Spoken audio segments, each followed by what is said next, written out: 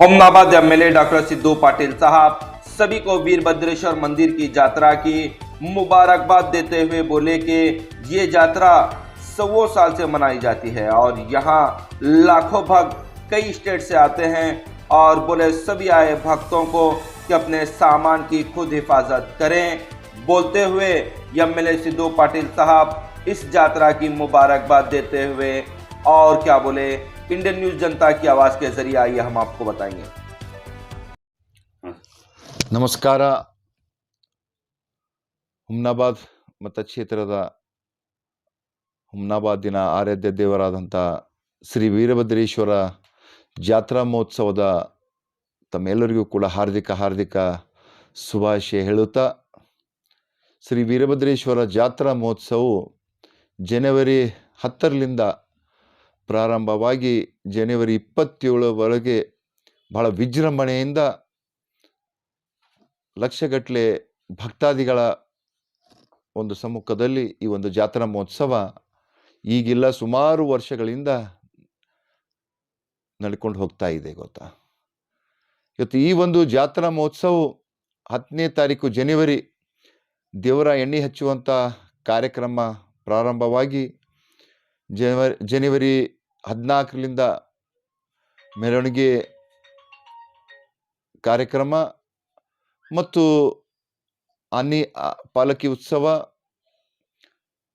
ಮತ್ತು ತೇರು ಉಚ್ಚೆ ಎಳೆಯುವಂಥ ಕಾರ್ಯಕ್ರಮ, ಅಗ್ಗಿ ತುಳಿಯುವಂಥ ಕಾರ್ಯಕ್ರಮ ಈ ಒಂದು ಜಾತ್ರಾ ಮಹೋತ್ಸವದಲ್ಲಿ ಇರುತ್ತದೆ. ಇದರ ವಿಶೇಷತೆ ಜಾತ್ರಾದು ಇವತ್ತೇನು ಬಂದಂಥ ಭಕ್ತಾದಿಗಳು ಬಂದು ಆ ವೀರಭದ್ರೇಶ್ವರನ ದರ್ಶನ ಪಡ್ಕೊಂಡು ಈ ಶಾಲು ಹಚ್ಚುವಂಥ ಕಾರ್ಯಕ್ರಮ ಬಹಳ ವಿಶೇಷತೆ ಇದೆ. ಶಾಲು ಹಚ್ಚಿ ಏನು ಬಂದಂಥ ಭಕ್ತಾದಿಗಳು ಅಗ್ನಿಕುಂಡ ಪ್ರವೇಶ ಮಾಡಿ ಅಗ್ನಿ ತುಳಿಯುವಂಥ ಕಾರ್ಯಕ್ರಮವನ್ನು ಕೂಡ ಭಾಳ ವಿಶೇಷ ರೀತಿಯಿಂದ ನಡ್ಕೊಂಡು ಹೋಗ್ತಾ ಇದೆ ಗೊತ್ತಾ.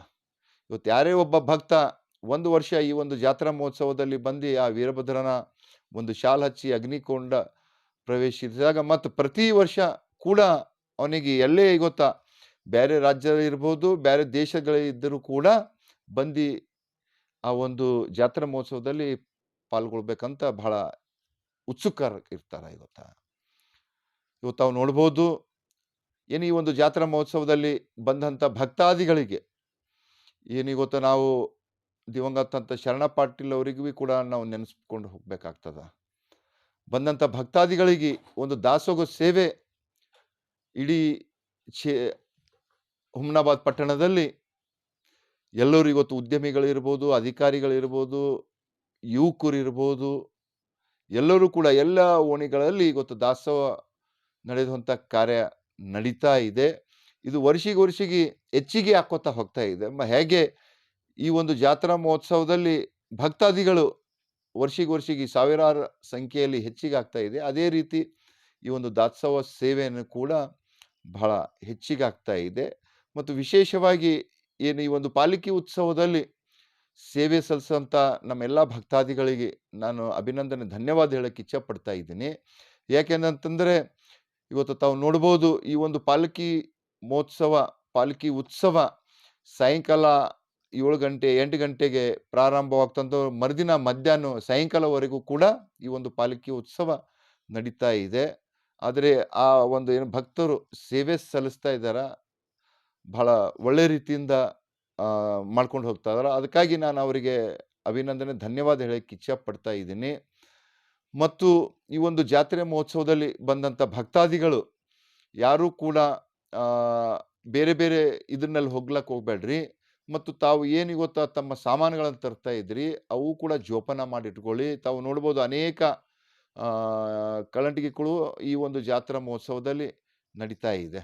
ನಾವು ಮೊನ್ನೆನೂ ಕೂಡ ಏನು ನಮ್ಮ ಸಂಬಂಧಪಟ್ಟ ತಾಲೂಕಿನ ಅಧಿಕಾರಿಗಳು, ದಂಡಾಧಿಕಾರಿಗಳು ಇರ್ಬೋದು, ಬೇರೆ ಡಿಪಾರ್ಟ್ಮೆಂಟ್ ಪೊಲೀಸ್ ಅಧಿಕಾರಿಗಳು ಮತ್ತು ವೈದ್ಯಾಧಿಕಾರಿಗಳು, ನಮ್ಮ ಸಿಒರು, TMC ಸಿಒರು ಮತ್ತು ಎಲ್ಲ ಅಧಿಕಾರಿಗಳಿಗೆ ತೊಗೊಂಡು ಬಂದಂಥ ಭಕ್ತಾದಿಗಳಿಗೆ ಯಾವುದೇ ಥರದ ಕೊರತೆ ಆಗಬಾರ್ದು ಮತ್ತು ಬಂದಂಥ ಭಕ್ತಾದಿಗಳಿಗೆ ಒಳ್ಳೆ ರೀತಿಯಿಂದ ಆ ವೀರಭದ್ರೇಶ್ವರನ ದರ್ಶನ ಮಾಡಿಕೊಡ್ಲಕ್ಕ ನಾವು ಎಲ್ಲರೂ ಕೂಡ ಅವಕಾಶ ಮಾಡಿಕೊಡ್ಬೇಕಂತ ನಾವು ಮೀಟಿಂಗ್ನಲ್ಲೂ ಕೂಡ ಹೇಳಿದೆವು.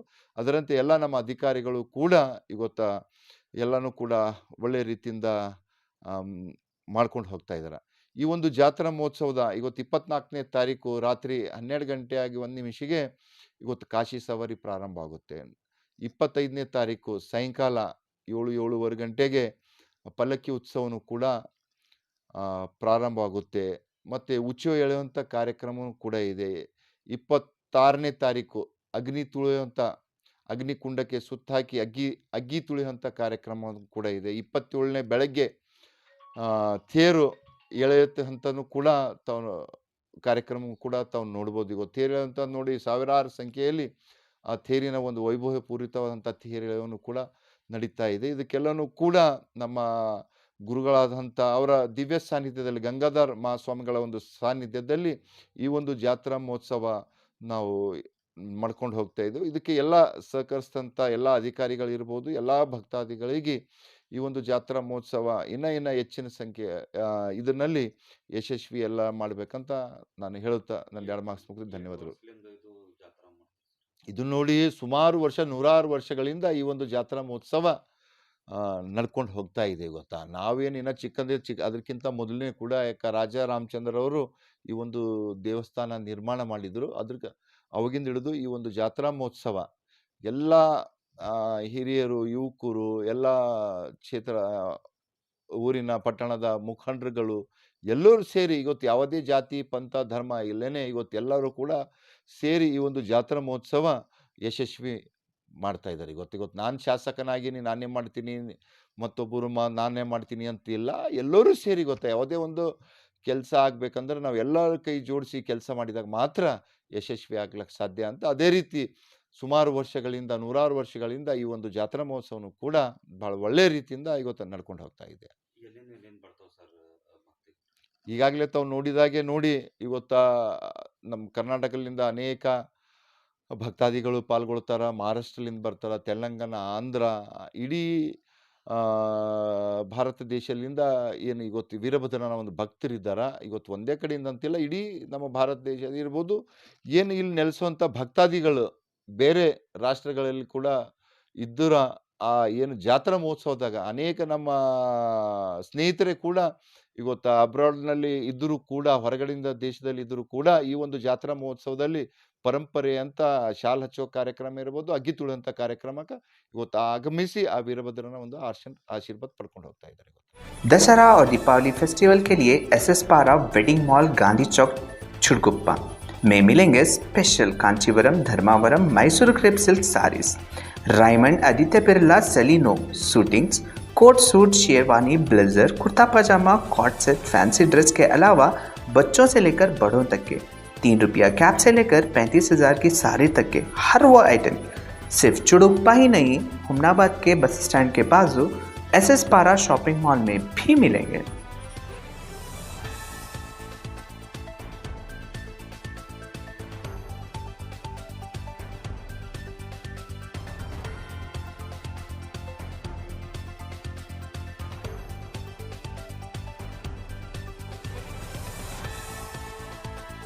अपने सपनों को कहें अब यस। जी हाँ, हुमनाबाद के सिंदीन खरा क्रॉस शाकुंतला पाटिल कॉलेज के पीछे सुभाष डेवलपर्स, केतकी डेवलपर्स यानी संगमेश चिद्री लाए हैं फिर से जनता के सपनों का ग्रीन विला यानी प्लॉट्स जिसमें underground drainage, CC road, playground, power head, garden, LED lights, water supply के अलावा हर वो फैसिलिटी। तो देर किस बात की, आए अपने ख्वाबों के घर बनाने में जल्दी करें, क्योंकि आपके सपने हमारे अपने।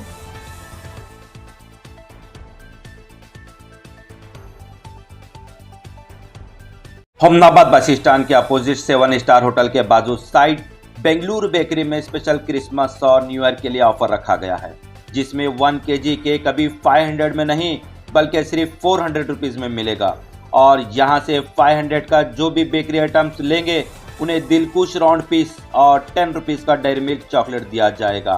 और यहाँ स्पेशल मिलेंगे pizza, burger, paneer, sandwich, cake, माया केक, रवे का तोश के अलावा सभी बेकरी आइटम। तो एक बार विजिट करना ना भूलें। और यह ऑफर सिर्फ इंडियन न्यूज जनता की आवाज़ देखकर जाने वालों के लिए रखा गया है।